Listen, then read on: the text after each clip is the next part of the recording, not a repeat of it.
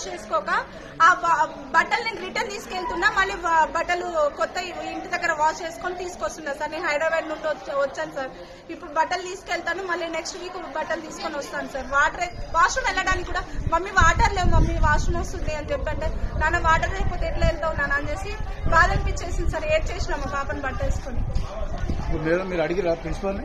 అడిగినాం sir, 2 times అడిగాను. నేను వచ్చినప్పుడు ఒకసారి అడిగాను, మా హస్బెండ్ వచ్చినప్పుడు ఒకసారి అడిగారు. వస్తాయి అని అంటున్నారు. అడిగితే ఆర్సీఓ సార్ కి కంప్లైంట్ ఇచ్చాము, మా చేతులు ఏం లేదు, ఆర్సీఓ సార్ కంప్లైంట్ ఇచ్చామని చెప్పి ఆర్సీఓ సార్ కూడా 1 week